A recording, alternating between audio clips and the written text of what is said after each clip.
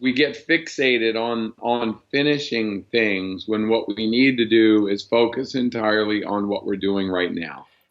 Hi guys, it's Floris Gierman from Extramilest, and today we have a very exciting guest on the show. His name is Charlie Engle. He is an ultra-endurance athlete, a father and a husband, and his life has had many highs and lows. He had a long addiction to alcohol and crack cocaine, and eventually he turned to running as an outlet. He started with marathon running, and eventually, after doing many different marathons, he was looking for more and he ended up finding ultra races. He placed high at the Badwater 135-mile race, one of the toughest ultra races on the planet, and he has placed in the top 5 several times over there. And Charlie and 2 of his friends also ran across the Sahara Desert in Africa. This is 4,500 miles in total, 111 days straight, and 2 marathons a day. Absolutely unbelievable. And Matt Damon, he actually produced a documentary about this. Talking about going the extra mile, like this is absolutely a whole nother level of that. And so this movie actually gave him quite a bit of fame and put him on the radar of one IRS officer. And with very bad luck, actually he ended up in jail for what he calls a 16-month federal holiday. He kept running in jail and he actually turned a lot of the different inmates over there into runners. Charlie is now a successful public speaker and an author, and we're going to dive into a variety of different subjects. We're going to talk about how to overcome mental challenges in training, racing, and in life. We're going to talk about some of the highs and the lows in Charlie's life and his mantra when things really get tough. Charlie also ended up breaking the sub 3-hour marathon, and this was not easy. He tried many times and failed many times, but then he changed a few things around. So we're going to dive into what it took for him to go from failing to do the sub 3-hour marathon to eventually running almost every marathon sub 3 hours. So without further ado, let's dive right into my conversation with Charlie Engle. I hope you enjoy it. Hey, Hey Charlie, how are you? I'm doing fine. Nice. Last week was a fun one over at the World's Conference. It And was. that workout that we did with Joe DeSena from the Spartan Yeah, races, that was definitely a heavy one. I was sore for probably about 5 days after. yeah, Seriously, me too. really? Yeah. Too. So don't feel badly. So yeah, no, I was sore also. It was, I mean, if you don't do burpees and you don't do those things, then you're gonna get sore. That's the thing. So, I think we totally did like 500 burpees and push-ups oh yeah. combined, and then like yeah, the Oh, whole like chest and the shoulders and everything. So. well, it just tells you, of course, that's we need to do more of that. Oh So, yeah, no, for sure. But then again, like how much cross training versus running do you do? Like it's always one of yeah, those. If you have that many hours in a day, like I tend to typically just go out and run as much as I can. What yeah. about you? Do you end up do a lot of cross training, or is it mostly I do. running? I Yeah. do. No, I try to do as much cross training as I can. I mean, I'm I'm at a point where if I'm just running, I'm risking a lot of, injury and just it's just too much. Yeah. It's I've run for too long and most of the things I do, my fitness matters, of course, but it's more Mm, important that I'm just healthy yeah. overall. Yeah. So, No, it's I used to do a lot of paddling there on the Back Bay in Costa oh Mesa. like right here. I ran that this Yeah. morning. I just ran 12 miles. I saw them pedaling actually. Oh yeah. Do you ever go paddle there? No, I haven't, but it looks like a good workout. A friend of mine actually runs that place. Ah, good. Yeah, his name is Billy, and Billy's been there forever. My old kayak lives there. Ah, So, no way. yeah, That's funny. Yeah, you were last week one of the speakers at the World's Conference, and you shared one of your very impressive stories over there of running across the Sahara in Africa, 4,500 miles from Senegal all the way to the Dead Sea, 111 days at extreme temperatures. Like I couldn't even believe it when I heard it. And so I've run a few ultras myself. I've done some 50 milers, I've done a 100 miler. But just thinking about 111 days non-stop running 2 marathons a day in those temperatures, like how in the world did you do it? Like what possibly, first of all, made you do it? And second of all, how did you physically and mentally do this? Yeah, I think if I'd known it was that far when I started, maybe I would have reconsidered. So, no, but it's so look, the idea, and I always make the joke that the idea came about, like most of my bad ideas, and that's in the middle of another hard race. So Hmm.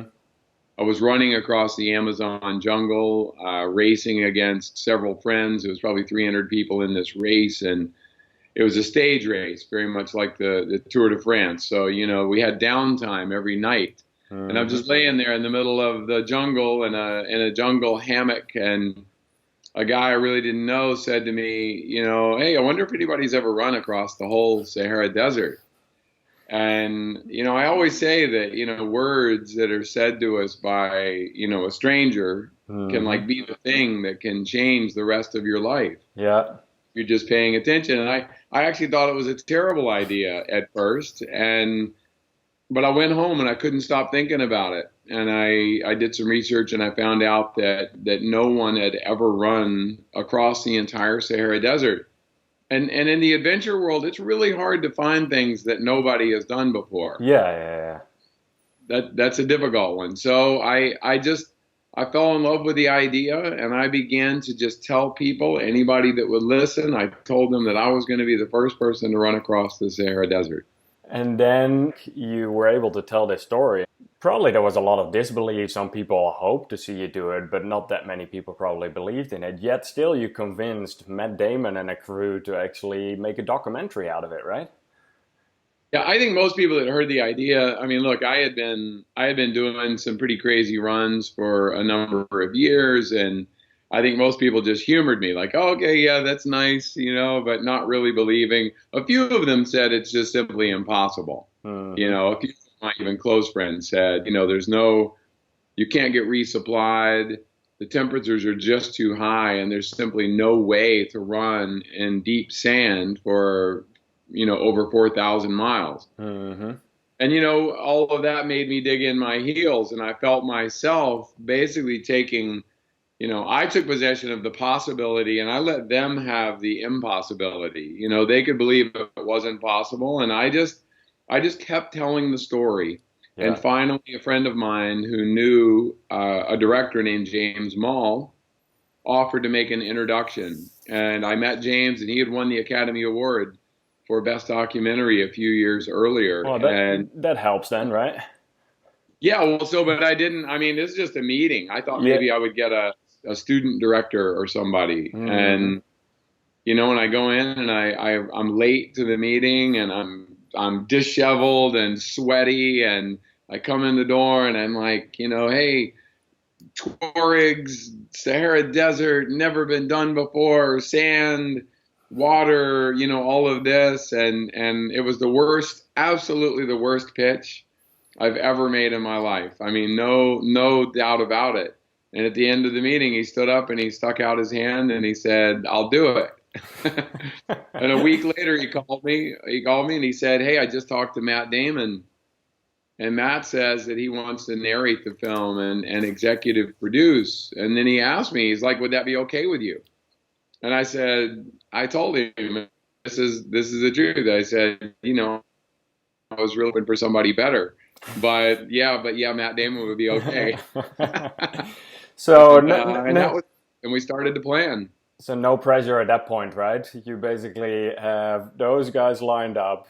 You have two friends with you that are gonna do it at the same time, and you have a whole Yeah, crew as well. So you have all these really high expectations. You got a lot of people involved, yeah. and then eventually you get to Africa and you have to start running. And then, like, how were those first few days? Were you like, what in the world did I begin?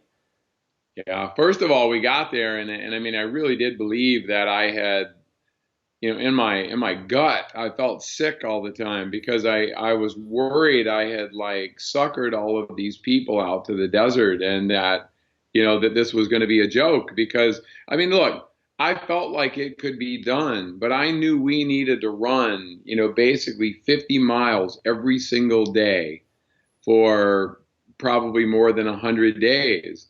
And the first 2 to 3 days, we began this slow descent down into hell.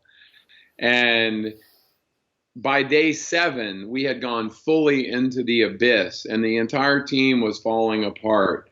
Ray and Kevin, who were my partners in this thing, were both sick. We were having ground temperatures of 130, 135 degrees every day. Wow. We were behind schedule. After 1 week, we were behind schedule by 3 days. So every day we were just having unbelievable amount of problems, and people started to argue, and the doctor with our crew began to really express himself about how dangerous he thought what we were doing was, and how, irresponsible I was. And we tried to make adjustments. And I finally, I've been clean and sober for 25 years now. And one of the things about, sobriety is that everyone's heard the mantra, one day at a time. Mm-hmm. And it's cliche, but on day like 8, I said to myself, I have to start approaching this expedition the same way that I approach sobriety. So literally on day 9, I got up in the morning, 4 o'clock. We started running at 5. And the only thing that I thought about was running a marathon before lunch. It's all I was worried about. Yep. At lunch, I took a nap. I got up and ran another marathon after lunch. And that's all I thought about. Yeah. Got finished with the day, and I had food and a massage, and I lay down on my mat, and I looked up at the stars, and there's not an electric light for 1,000 miles. And I just watched the stars. I watched the space station going around the Earth, and I was just grateful to be alive. And then I got the next day, and I did it again. And I stopped thinking about the finish. Yeah. Because we get fixated on finishing things when what we need to do is focus entirely on what we're doing right now. And I think that is so interesting you're saying that, because when I ran my 100-miler, like I left my house in Long Beach and I ended up running 17 hours, 45 minutes to San Diego to take the train back. Even at the beginning of that, it was like, although it's nothing to compare to the amount of miles that you ran, this was in one day, double of what I'd ever run before. And even there, like sometimes you get that feeling in your gut of like, oh God, what did I start? And then even at that point, I said to myself, let's break it up in 5 miles. Let's run 20 times 5 miles. Let's just get to the next 5 miles. And if I need to, I'll take a short walk break at that point, but let's just keep. And I think that is one really good way to come through it. But and it translates to any distance. I tell people all the time, because everyone thinks, there's always somebody that runs farther or faster or even better. Though I doubt that at this point with you, I think you must be up there with the amount of miles. But. Well, maybe for some hard ideas, but 100-miler, I've done, dozens of 100-milers.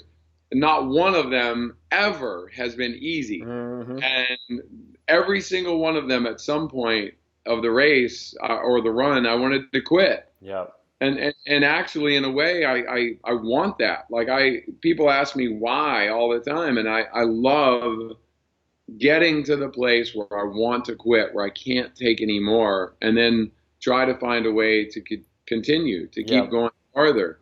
Yeah. But what you said translates to anybody. If you're running your first half marathon, all you should think about is 1 mile at a time, or you get to 6 mile, you get to the halfway mark, and then and just focus on small goals, and the big goal will happen. And then it's like focus on the next aid station. Yeah, it's really like running aid station to aid station at that point. I see that very often in the half marathons or in the marathons as well. So that's that's definitely it's the only way to do it. To me, it's the only way. If you're thinking about the finish when you're starting, you're getting the crown or the medal or the the hug or the food or whatever it is at the or the sex, whatever it is at the very end. If you're lucky enough, it's so self-defeating, because then the moment you hit the first problem.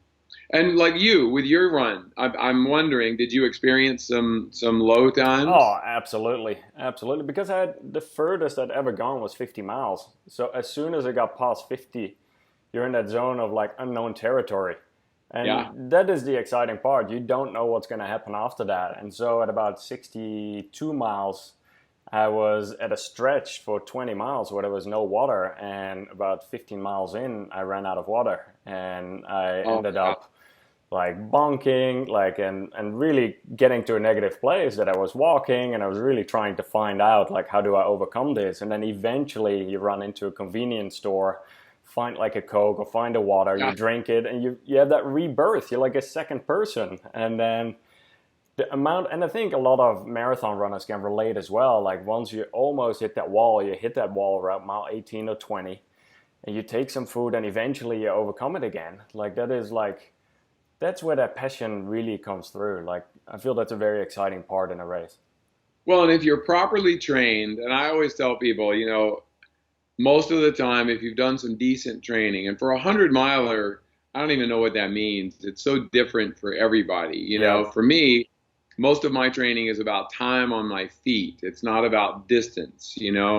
If I know I'm trying to run a 100-miler in less than 24 hours or 20 hours or whatever it is, I focus my training on, okay, how am I going to run for 20 hours. Yeah. How's that going to happen? And usually, like maybe every single time when I have problems, it's almost always nutrition and hydration. Yeah. So when you feel, and if it's a marathon or a 100-miler, when you feel the wheels coming off and everything's going to hell, if you can just force yourself to eat and drink like 1,000 calories like that, I mean, as much as you can cram into your body, and 30 minutes later, usually you will start to feel better. Yeah. And I think that's a lot of people quit. That they make the bad decision to quit right then, and instead of taking in the nutrition, you can always quit later. Yeah, that's what I always say. Yeah, absolutely. Well, the interesting part is there though, like on one of the shorter races, you're gonna be okay if you have not enough calories for a little bit, right? Yeah. Like you have quite a bit of reserves. When you run across the Sahara, anything that you miss in nutrition today, it's just gonna come back at you tenfold tomorrow and the day after, right? So you have to constantly like keep refueling there. Well, and that's just it with multi-day events. And I've probably done 25, multi-day events. So obviously the Sahara, that was 111 days, and we didn't take one single day off, not one. Partly because we were behind schedule, yeah. So it was budgetary. I just never could justify taking a day. But I've done a lot of like the 7-day stage races also, and the hardest thing to do is I've won a lot of those races, but I don't usually win any stages, or maybe I'll win one stage, or maybe two.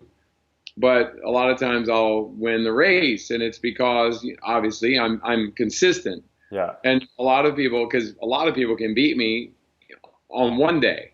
Mm-hmm. So but the question is, can you get up the next day and do it again? And can you get up the day after that and do it again? Because day 1 and 2 of those races are pretty easy. I mean, they're hard, but your body's in good shape. You feel good. By day 3 and 4, everything hurts, you're really in bad shape. If it's a hot race, you're more dehydrated than even if it seems like you're drinking enough. Yeah. But I love, they're like puzzles. Yeah. They're like puzzles. I love trying to figure it out. Absolutely. So how in the world do you train for something like this? Yeah. So, I mean, for Sahara, I always make the joke, although it's not a joke. I always say that life, was the training for Sahara, because it's like, it's really just all mental. I mean, yes, you have to have basic physical fitness, but, in the Sahara, I ran 350 miles a week for like 11 weeks. No, wait. Yeah, 11 weeks. And that's a lot of 350-mile weeks. And so it's not like before the event started. It's not like before it started I was running 350 miles a week, because that would have been destructive. So, but what I did do is, and what we did in that first week in general, we did have a few lower mileage days early. Yeah. So we did, 25 miles on day one and 30 on day two. To get your body adjusted to some Yeah, extent to the heat. yeah, and then we had logistical problems, and we had one day where we couldn't cross the border from Senegal into Mauritania, and so we were stuck there for almost 12 hours and being eaten by mosquitoes, and it's terrible. And we weren't bribing at a high enough number. So Mhm. finally had to get to the right number before they would let us cross, even though Wow. we had all the paperwork. But so the training though for a regular multi-day event, like a 7-day stage race, Yep. once again, those races, almost all of them, you have to carry all of your equipment. So people also make the mistake of doing a lot of miles, but not enough miles carrying a With the backpack. backpack, yeah.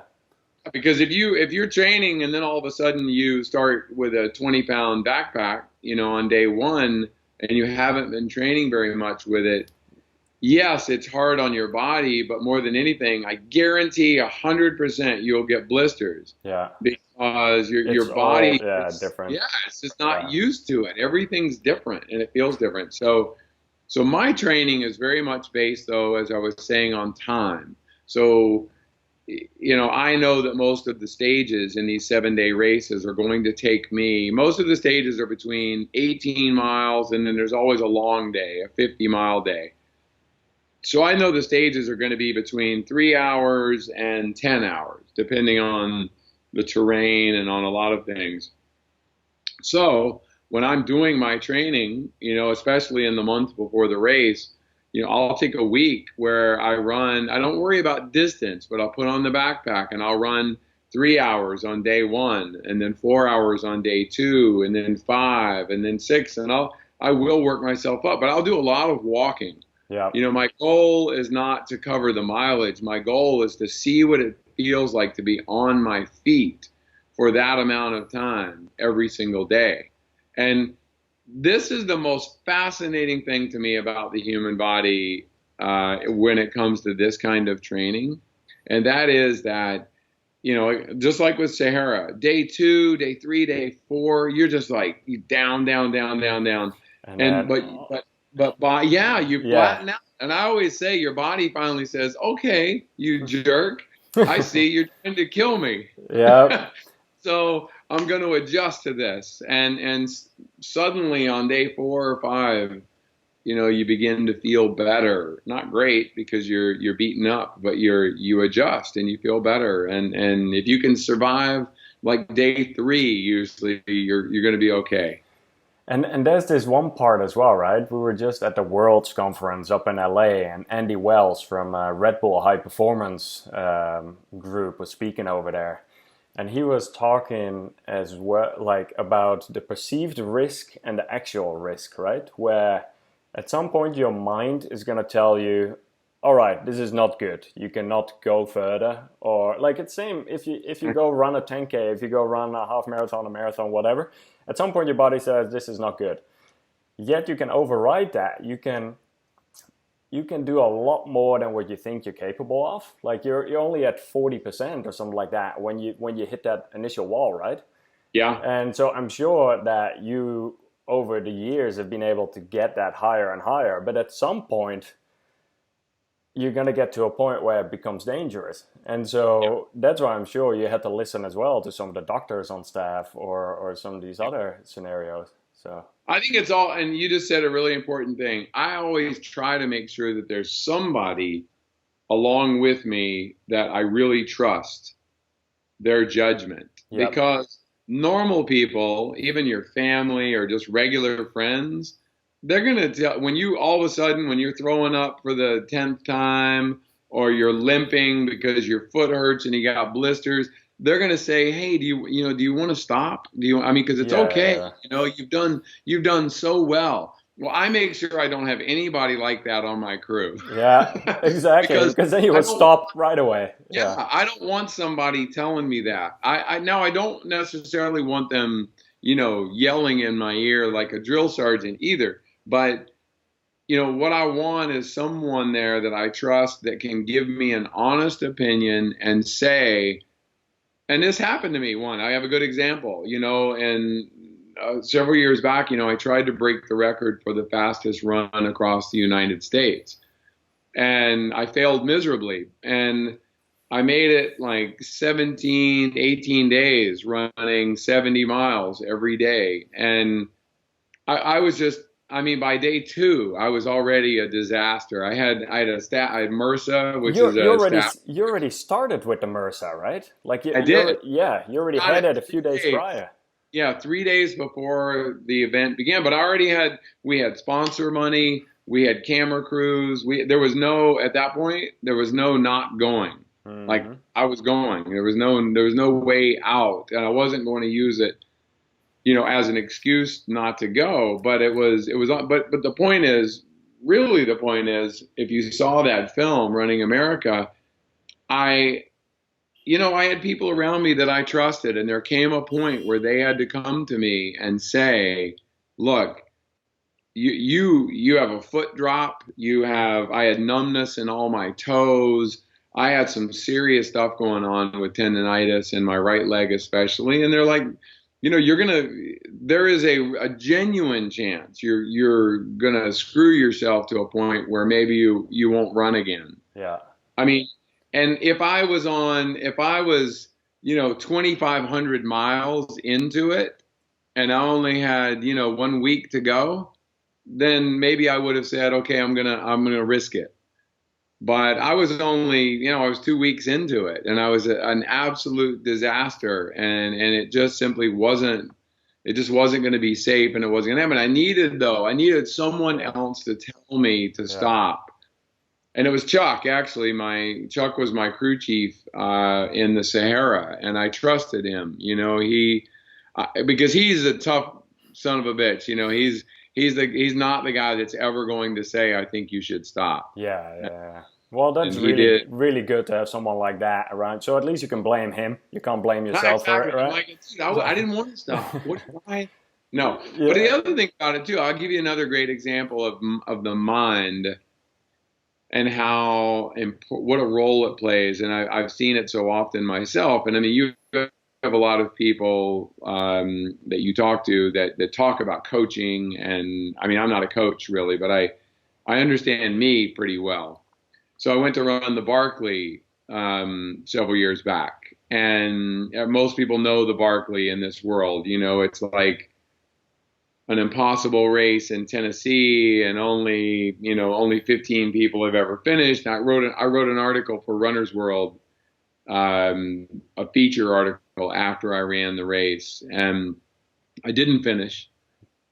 But I interviewed a lot of people before the run, and I interviewed them on my little camera and on audio. And JD, the guy who did actually finish that year, there was one finisher. Wow, there was a finisher that year. That doesn't happen every year. The year. Yeah, so it doesn't happen every year for sure. And he said to me, I said, "Why are you here?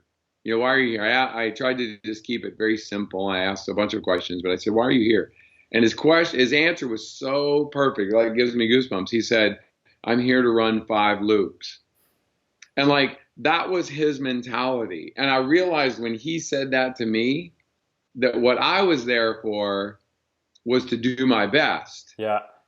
That's what I was telling myself. And because I was afraid of this event, because so many people who were better runners than me had failed at this run. And so it was crazy. My mind was messed up, and I think the point is, so often we start events with this goal of doing our best, and sure, I get that. It's a good, safe thing to tell ourselves.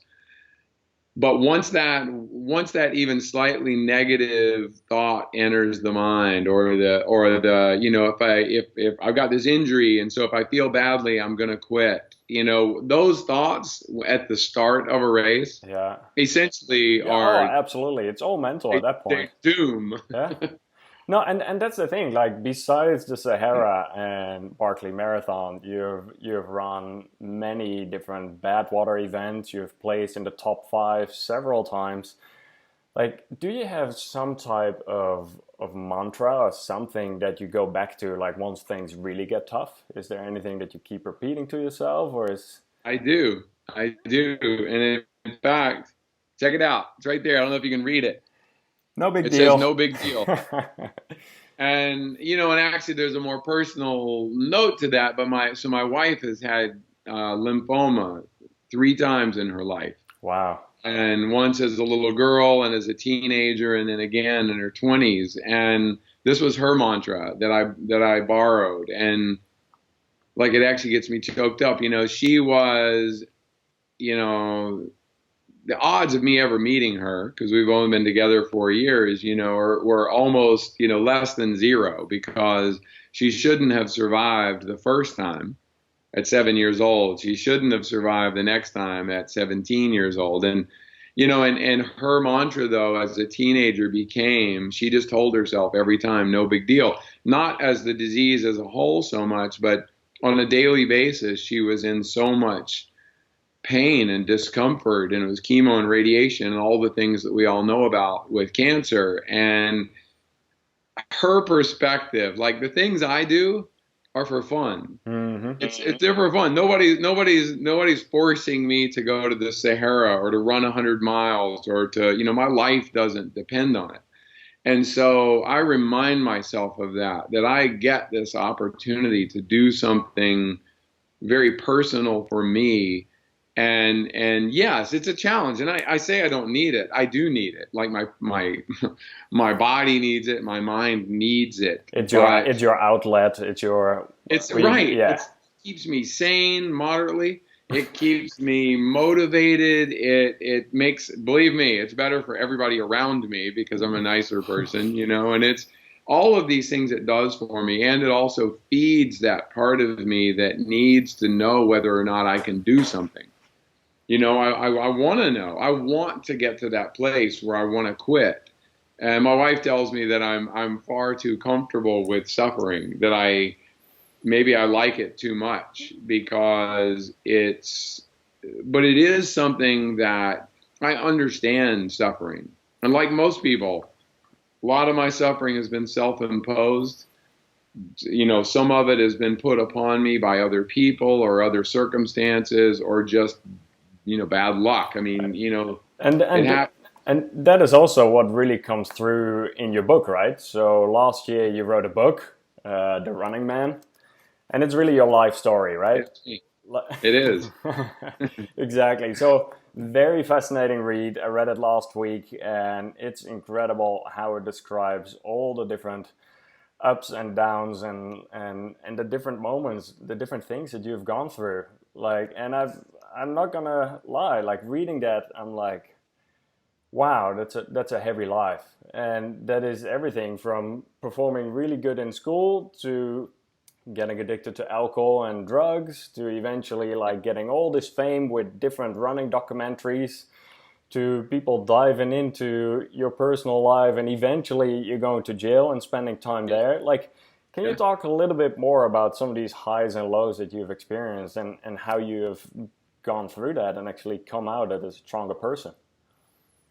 Man, yeah, it has definitely been a journey. And I think that the thing that is most, listening to you describe that, it's always interesting to me when someone else has their perspective. And it's, what I try to be and what I tried to be in the book is honest, because I am an incredibly flawed person. And I have a weird circumstance because, and I like to actually just say this out loud. It's fun for me in a weird, sick way. So Running the Sahara, the film, in anybody who's ever seen that, there are parts of that film that make me look like an asshole.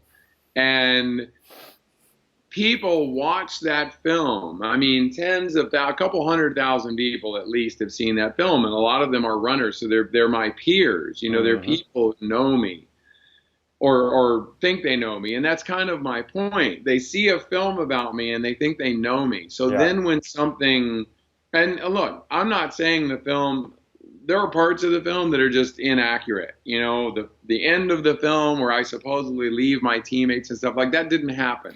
But that's all Hollywood trying to make it into a movie it's just right? BS. They made a movie more interesting, whatever. But the point is, people judge me by that. So then flash forward a few years, Sahara had made me a big fish in a little pond in my small hometown in North Carolina. And I have no idea, I'll probably never know why. Actually, I'm sure I'll never know why. I became a target of one particular federal agent who decided that he wanted to see how a runner could afford to, run across the Sahara. And he made it basically his mission to get me. And it is a fact in this country, if you're targeted by someone like that, there's very little chance you're going to escape. So when I got arrested, not even forget about being convicted, but when I got arrested and it made the papers the next day, so many people, there were plenty of people who stood by me, but a lot of people said, "See, I told you that guy was an asshole." And it gave people like fuel for their fire. And so the hardest part for me, and I can actually say I did a decent job of this, I never reacted to one single person. I never defended myself. And I think that taught me a lot of lessons because I understood. I put myself in their shoes and I tried to look at me from their point of view. And when I did that, I could see how that reaction would happen. Yeah. And I admit I still every once in a while I'll see a review online. Someone will just get around to watching the Sahara and they might give it 5 stars, say great movie except for that jerk at the end, whatever. And it does still hurt, it hurts. But so to get to this place though, of the question you asked me, ultimately I became the first person in the United States to be charged and convicted of allegedly overstating my income on a home loan application.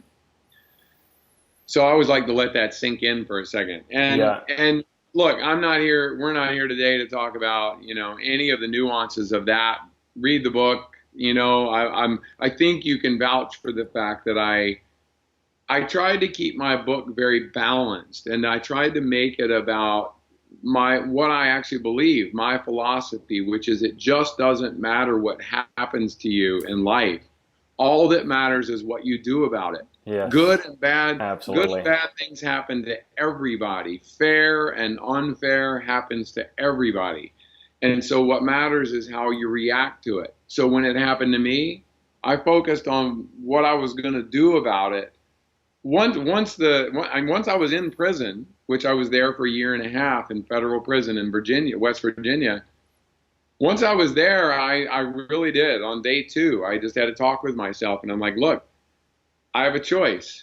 I can be bitter and angry, and I can make this whole thing miserable for me and everybody around me, or I can look at it as an opportunity to have a weird new experience that I absolutely didn't want, but here I am. And there are not many people who can do that. Like, I feel that requires a lot of strength, like mental strength, in order to see that you're the only person who was convicted for something like this in the US, even though there were many high top executives who should have been in jail, yet they got away with murder.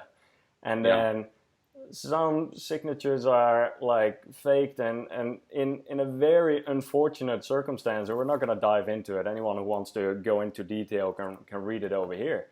But like then being in prison and knowing, I'm going to be in here for at least 16 or 18 months and still making the best out of it. Like, I have a lot of respect for that mindset. And I do think that it's part of the reason why you came out of it stronger again as well, right? Yeah, and where I learned it was in recovery. I learned it from, AA and NA and programs like that, because what you learn there is that bitterness and anger towards, the people who ruined your life, it really, they don't care. Yeah. They don't care. The people that went after me and put me in prison, they did not lose not 1 minute of sleep. They still don't. And so I could either focus this intense anger and energy towards them, but it's cliche, but the only person that was going to hurt was me. Yeah. or I could just see what happens. And when in prison, the craziest thing happened. I mean, I try to live by this idea of, as I call it, attraction rather than promotion. And that's an AA sort of idea. And what that means is we learn early in recovery. Like when I first got sober 25 years ago, I thought I had found like the answer to life, and maybe I did to my life, but I wanted to go in and grab, friends, strangers, everybody. I wanted to pull them out of the bar and show them this new way of life. And of course, if I tried that, all they said was they told me to, F off, Yeah. hit the road. But what happened, what I learned was if I just continued, my life was so rotten at 29 years old that if I just improved my life, and so slowly over the years, I began to do that. And other people then saw me.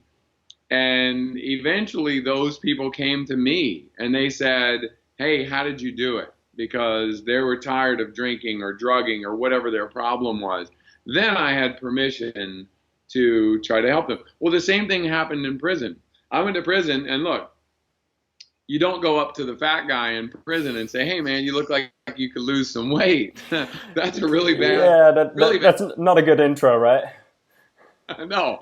So, but what I did was just go in there and run, and I did yoga, and I did crazy stuff that I got made fun of for, and guys, they would razz me, and I smiled and waved and laughed about it, and after 2 or 3 months, it's almost like some switch flipped, and guys like every day started to come up to me, big guys, little guys, black, white, everybody, and usually on the sly though, they would come up in the food line or privately, and because they were anxious, they were Hmm. insecure. A lot of these guys in prison, they were in gangs or they were whatever. They never had any chance to learn what it was like to be healthy and to understand, talk about a stress reliever. I mean, prison is very, very stressful. I mean, that's it. You're never alone. Never. I mean, for a year and a half, I spent, every minute with 450 guys in a prison that was built for about 150.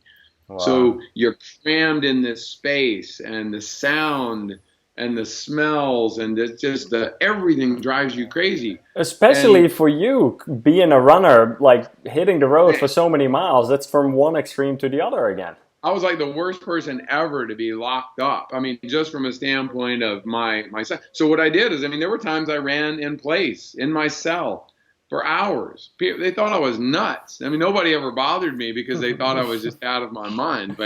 But slowly, guys came up to me, and by the time, when I got there were a handful of guys that were running, on our little quarter-mile track around the recreation yard. And by the time I left, there were, and I'm not saying this is all me, it spreads. But by the time I left, there were more than 50 guys running every day, and Wow, that is that 25 guys is doing that is yoga. incredible.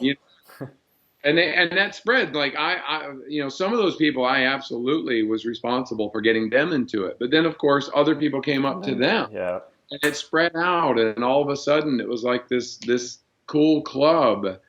And I mean, I thoroughly enjoyed. I read like 150 books while I was in there. I started writing my own book while I was in there, and I just made a decision. My happiness and my fulfillment was completely up to me and not up to anybody else, no matter what the situation was. And that's how I approached it. yeah, And wow. no big deal. What a story that is. And then you come out back into the real world again, and now you have a. Sucks out here. No, I'm kidding. Well, Yeah, well, right. on that note, I just had to say this one thing. Recidivism, and I don't want to go off on a prison tangent, but recidivism is very high, meaning Yes. guys that end up back in It's prison. what, 60-70% or something, right? 70%. And Yeah. it's not just because, it's a multitude of reasons. Number one, the government likes to keep its prisons full because it's basically a business. But setting aside my conspiracy theories there, um, it's easier in there than it is out here. And a felon who spends 5 or 10 or 15 years in prison, he gets out, especially if he's of any color other than white. You know, if he's a black guy or Hispanic or something, he has like almost a 0% chance of getting a decent job. So consequently, his life is very stressful. You know, he's lucky if he can get a job as a dishwasher, much less anything else. And I always encourage people, that's why I'm using this for 2 seconds to say this, you know, guys need a chance because, you know, most of them are just like us, you know, they're just normal guys who, you know, I knew guys that never bought a single bag of weed, like the first one they ever bought in their life, and ended up in prison for 10 years. I mean, stuff happens to people, but they get out and they can't get a job and they can't vote and they can't do anything. And so they actually end up on purpose committing another crime that'll send them back, where you can get 3 meals a day, you can sleep all you want, you can read books, you can let somebody else take care of you, even though you don't have freedom.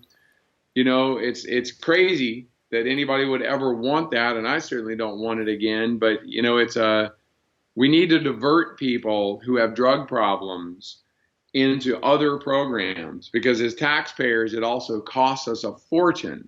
It costs us 10 times more to incarcerate someone as to treat them. Yeah. So why would we put them in prison and they're just going to come out worse? And then we're going to have to take care of them for the rest of their lives because they're going to be on, you know, welfare or some sort of social program. Instead, send them to treatment a couple of times, you know, give them some sort of diversionary treatment and let them build a life. And then if they don't do it, I mean, there comes a time when maybe prison is the only option, but it should never be the first option for a non-violent offender. Yeah. Okay, I'm done. That was it. No, but then you came out of prison, and now you're a successful public speaker. You're an author. Like you've spoken at places like Google. You've done all sorts of other significant presentations. So what is Charlie up to these days? Like, I know you're working on a next adventure. Can you tell us a little bit more about that? Yeah. I'm not really good at anything else. So, you know, I have to, you know. No, in the book, you can see, you know, my old business used to be chasing hailstorms. So I was a storm chaser for many years. And when I got out of prison, I had this skill and I had to like humble myself and go back to my roots. And I'm talking to you today from, you know, Omaha, Nebraska, because there was a big storm here and, you know, I'm here doing some work. But I'm so, by the way, this is a side conversation, and I think you and I can go into the whole storm chasing for like a whole nother talk for the hours, because I've been really fascinated by storms myself. I've been out there storm chasing for many years, also with some of the vehicles out there. So when I heard that, once Ryan Immigot, one of our mutual friends, introduced us, and he said, you got to meet Charlie. Like, he ran across the Sahara, which I already knew about, but then he's also really into storm chasing. I was like, all right, I gotta connect.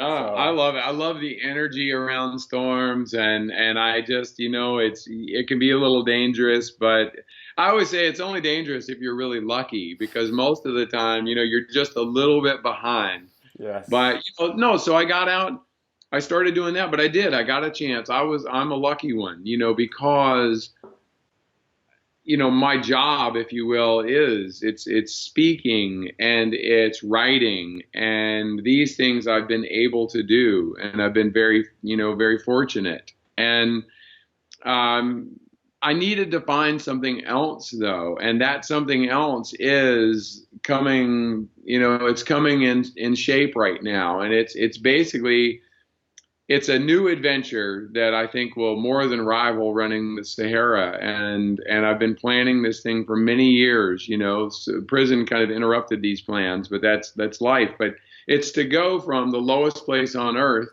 which is the Dead Sea, to the top of the highest place on earth, Mt Everest. And so to do that. How far is that? So it's about 5,000 miles if I don't get lost too often. So it's a bit of a moving target, simply because, like with Sahara, you know, what I'm doing is I'm actually I'm going from Israel, swimming across the Dead Sea, and in the middle of the Dead Sea, I'm going to do a free dive. to add a couple hundred feet To to get the lower. even lower, yes. Exactly. Finish the swim across, and when I reach the shore in Jordan, dry off and start running. And it'll be about 2,000 miles across Jordan and Saudi Arabia and Oman. And Saudi Arabia has this incredible place that many people have heard about called the Empty Quarter, which is kind of like just what it sounds like. It's like the emptiest place on earth. Mm-hmm. And when I reach the tip of Oman, though, I will then get into a kayak or possibly an indigenous sailing craft and sail or paddle about 700 miles across the Arabian Sea. And there's a lot of pirates out there, and it's bad weather, and it's all kinds of things that I'm incredibly unqualified to do also, which I have a lot of work to do. But then when I hit the shore in India, I'll be going across to India. When I land, I'll get on a mountain bike and I'll go about 2,000 miles across rural India to the base of Mt Everest. And then it's just like, what, 2 miles, 2.5 miles to the top? I mean, that's who's, it. Who's counting at that point, right? Piece of cake. No, not a piece of cake. I am not a...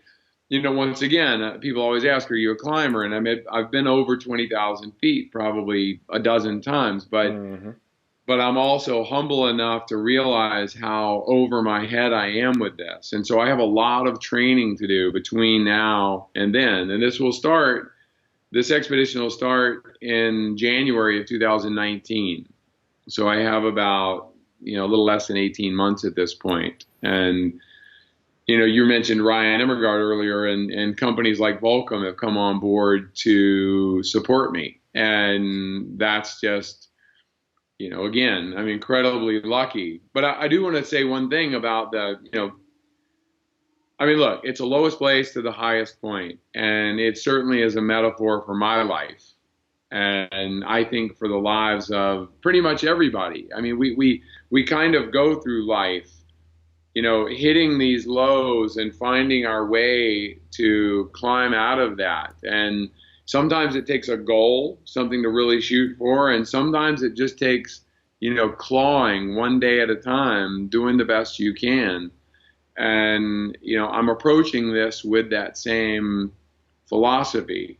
But I'm going to take a little flask of water from the Dead Sea, and I'm going to carry it with me the whole way. And I'm going to try to hopefully pour it out on top of Mount Everest. Wow. Right.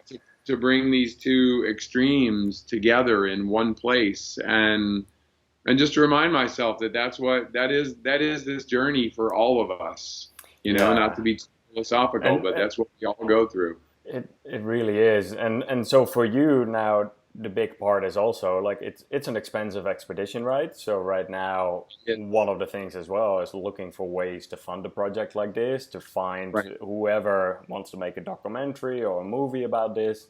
So that is probably... You mentioned you were writing a check. Yeah. Did I hear that at dinner? No, but it is. And so, look, I'm not a wealthy person. So yes, I don't have a way, if I had millions of dollars in the bank, I think I would just go do it. I mean, I would still try to do it, in conjunction with something, because I do have really strong feelings. I've thought about doing this, calling it the Run for Everything, because I'm clean and sober. I have family members that have struggled with sobriety. I have a mother with Alzheimer's. I have a wife who's survived cancer. I've raised lots of money for clean water. Matt Damon and I, started what ended up being water.org. We founded H2O Africa, and now... And you guys started that right before you ran across the Sahara, right? And how much? We had no idea. It was basically just, look, Matt had never been to Africa. He was incredibly supportive, and he had yet to, this is 10 years ago, and at that point he was still already, Matt Damon. I mean, he was very famous and seen as a really good guy, which he is. And he hadn't quite found like his thing, his cause, and he wanted to use his celebrity to help people. And we discussed this idea of clean water, and really it just was like, okay, well let's just start a clean water foundation, H2O Africa, and let's see what happens. And what happened was we raised about $6 million, and we were smart enough to know that we weren't administrators. Neither of us was. Nobody wanted to run. And now, granted, I would have gone over there maybe and started digging wells, for physical labor, but I don't know how to make all that work. So we joined with a guy, Gary White, who back then his nonprofit was called Water Partners. But basically, Water Partners and H2O Africa morphed into water.org. And now today, thanks to Matt and Gary and tiniest part, this crazy idea to run across the Sahara Desert, where it all started. And it all tied in together.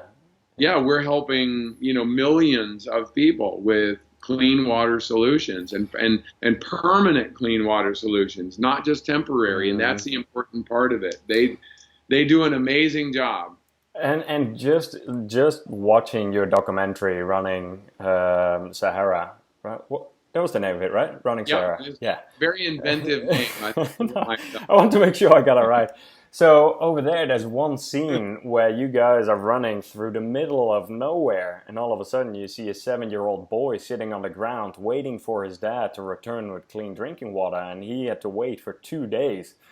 And that was so touching to see that scene, and I can really see that tie in with the Clean Drinking Water Project. So just seeing that was very. And that's incredible. what the world faces. That's what so much of the quote unquote third world faces. And the irony in that scene is that he was way more terrified of us than he was of his parents being away. That was just life for him. He was accustomed to it. He stayed behind while they'd be gone for 2 or 3 days to get water, and they'd come back, and he would tend to the goats or whatever they had. And just imagine instead you see this group of mostly white people, which he'd never seen. You've probably never seen a white person coming out before. of the desert. Right. He was far more afraid of us than he was of being by himself. But it was very poignant, for me. The hardest part about it, and we encountered other things, I think I wrote about a couple of them in the book where we encountered people in serious physical distress, and we had a doctor with us. And so, Dr. Jeff Peterson, he helped where he could. And in a couple cases, though, we're leaving. 7-year-old boy, there was a baby who got burned by scalding water, and the odds of survival were very small. And we had no way to this day, I have no idea what happened to those people, because it's not like I could call and check up on them, or, so we had to do what we could and then move on. And that's kind of the way it is in those countries. You try to do what you can, but very often it's a helpless feeling. Yeah, but at least you were able to bring attention to it in the movie, and you're also able to raise money, which is a very good thing that way. So I do want to kind of change subject here for a little bit, because one part that I found very interesting in your book is you were training for a while to run a sub-3 hour marathon, and in our group there's a lot of people aiming for the sub-3 hour barrier, right? And so you tried several times and you kept just missing it, even up to like a 3:01. So 1 minute off your goal. San Diego. And then all of a sudden you changed a few different things. Can you describe what happened beforehand and how you came out of that and how it did happen? Yeah. So very briefly, I got sober at 29 years old, and I immediately began to run. Because I knew from being a runner in high school and all of that I knew it had been something, even through my years of addiction, that I would clean up for short periods of time and I would go out to run. So when I finally got sober, I started running, and I ran like 30 marathons in the first, few years. And, and it was just this crazy thing. It was addictive in a way, the way that's a lot of marathons in a short period of time. Yeah, it is. And but during that time, and this is what you're describing, I became fixated on running a 3 hour marathon. And quite frankly, it took all the joy out of running, because, I would be out there in Honolulu and San Diego and LA and all these places, these great places to go run. and I was so focused on trying to break 3 hours that it's like I didn't see anything. I barely talked to anybody. Like that's all I cared about. And I'd run a 301 or a 302. I ran a couple of those, 305, and almost all these races I would be, and everybody who's a runner understands this, like, man, I would be at 122, 125, 127 for the half, right? So you knew you had it in you. Right. So I mean, I'm doing what we do. I'm doing that math, right? Yes. I'm calculating. I get to 15 miles. I get to 18. I get to 21. I'm thinking, okay, all I got to do is whatever, per mile for the rest of the way. And then the friggin' wheels fall off again. And, I end up like practically crawling to the finish line and just missing it. So finally, what I did was use once again the lessons of AA, really, of sobriety, of just stopping focusing on that. And I got back to just enjoying being a runner and being out there and noticing people and noticing sounds and how I felt and actually enjoying my training again, because I was making myself miserable. I was taking all the joy out of it. You were training hard, right? At that point, always. Like, if I was sick, I trained. If it was whatever, I trained. And and that's not the way to go about it. Having good instincts about training is the way to be successful. And sometimes that means recognizing today's not the day for me to go out and pound a 20 mile. The whole rest and recovery is such an important, underestimated part of training. That's really where the recovery happens. That's where the progress happens. And you can't be a slave to the schedule. I don't care, even if you have a coach, and you've had some great coaches on here, but hopefully even they would say, okay, this is a guideline to what you're supposed to be doing. And if you feel great, then yes, I expect you to be following this plan. But be smart, be instinctive, make good decisions. And when I did that and finally let go, of course, a year later or whatever it was, I finally broke 3 hours. And then I broke 3 hours like every time. Like once I got that barrier out of the way. And I never broke 250. I mean, but I never obsessed about that. I wanted that 3 hour mark. And I was not an elite marathoner. Although I do like telling this one little story. So when my son, Brett, was 6 years old, I ran the Boston Marathon. I've run it many times through the years, but that year he was 6 and he's finally understanding, Daddy's going off to a race. So I go run and I come back. And what is he asked the question that all 6-year-olds would ask. Did you win? And I'm like, yes, I did. No. And I had a medal to prove it, and I had all that. So he's like 12 years old, this is years later. And he's like, you know what, Dad, you didn't win the Boston Marathon. Like it took him finally, that long. Finally clicked. It finally clicked, and he's like, you suck. That's incredible. It was very funny, but he wanted to hear that I won. So I of course gave him that. But course. It's a journey, man. It is. It's all of this is just it's learning experiences and giving your permission, like the whole part what you just said there, having fun with the running. And I think a lot of people indeed get so fixated. You're not the only one. Like I've done it myself, and I see it around me all the time. And I think that's where once I came across Dr. Phil Maffetone as well. The part of like, all right, let's actually listen to your body. Let's actually not only focus on the busting out the miles, but also what you eat and how you mentally get your stress under control and everything.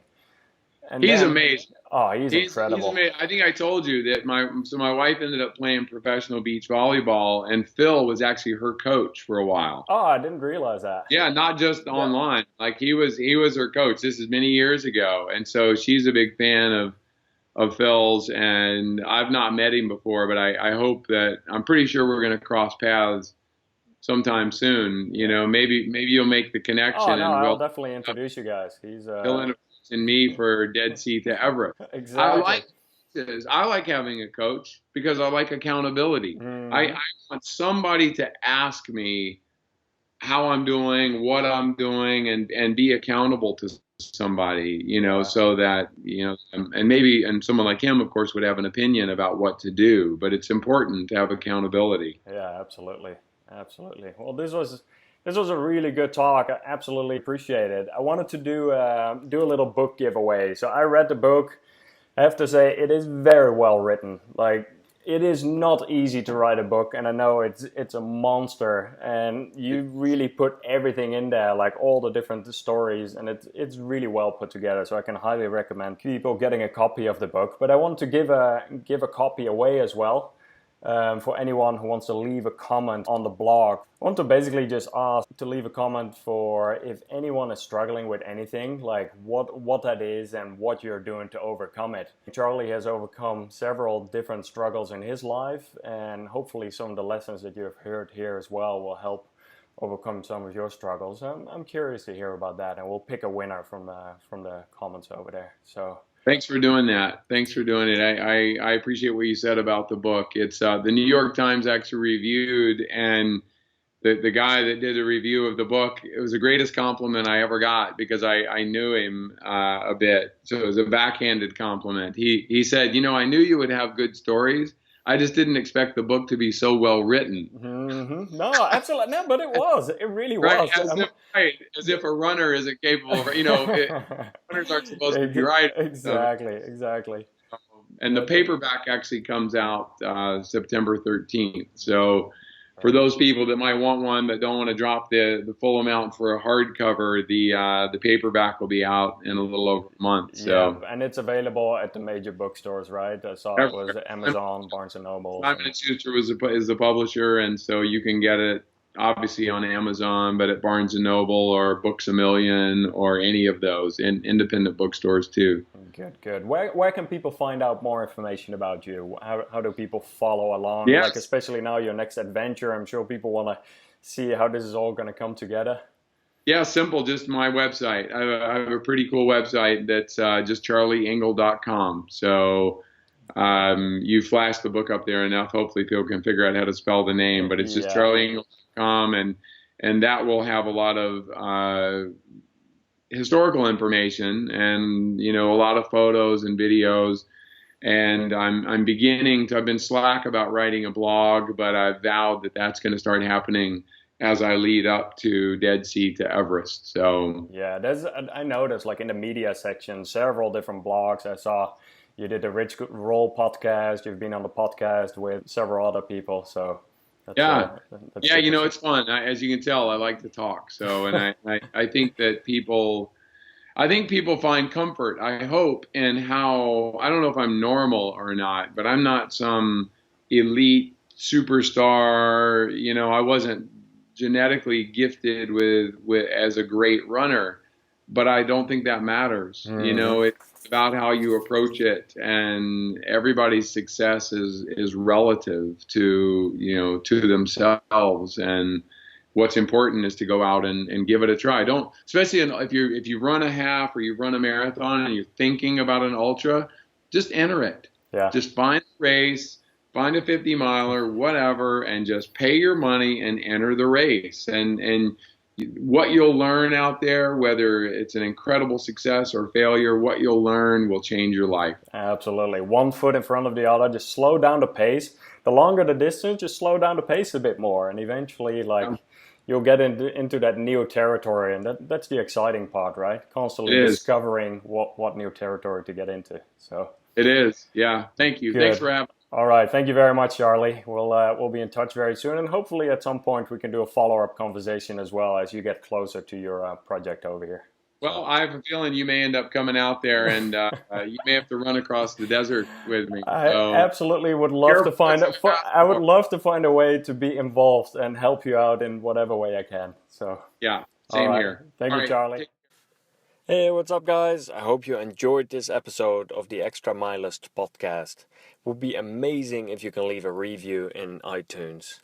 Many more episodes are coming up soon with world-class athletes, coaches, and ruckus makers from around the world. So make sure to subscribe via my website, extramilest.com/subscribe.